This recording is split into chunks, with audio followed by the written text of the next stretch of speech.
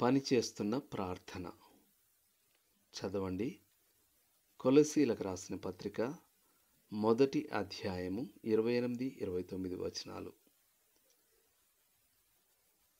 ప్రతి మనుష్యుని క్రీస్తునందు సంపూర్ణునిగా చేసి ఆయన ఎదుట నిలువబెట్టవలనని సమస్త విధములైన జ్ఞానంతో మేము ప్రతి మనుష్యునికి బుద్ధి చెప్పుచు ప్రతి మనుష్యునికి బోధించుచు ఆయనను ప్రకటించుచున్నాము. కొలసీ పత్రిక 1వ అధ్యాయం 28వ వచనం.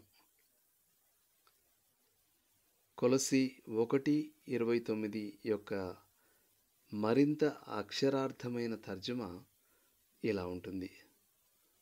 ఇందుకోసం నేను వేదన పడుతూ నిస్సత్తువ ఆవరించేదాకా ప్రయాసపడుతున్నాను. ఎంత గొప్ప ప్రార్థన చిత్రం! మనం చేసే ప్రార్థన ఎక్కువ మటుకు ప్రశాంతంగా, సౌకర్యంగా ఉంటుంది.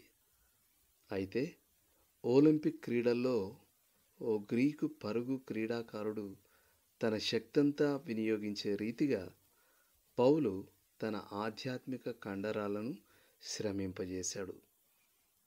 అంటే మనం అన్ని రకాల శక్తిని వినియోగపరిస్తే మన ప్రార్థనలు ఉంటాయని కాదు అర్థం.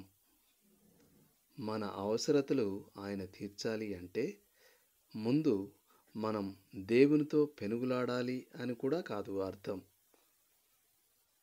పౌలు ఓ ఆధ్యాత్మిక ప్రయాసను వర్ణించాడు. అది అతని జీవితంలో పనిచేస్తూ ఉండిన దేవుని శక్తి.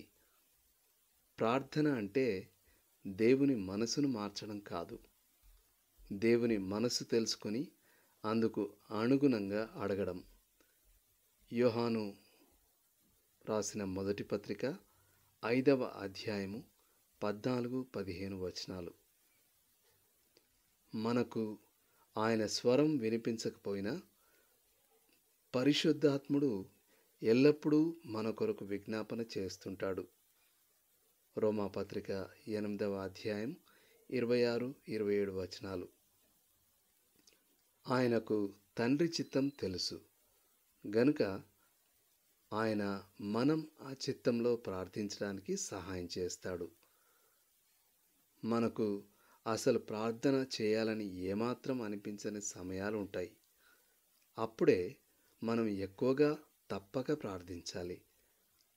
పరిశుద్ధాత్ముడు ప్రార్థనకు అవసరమైన దైవికమైన శక్తినిస్తాడు.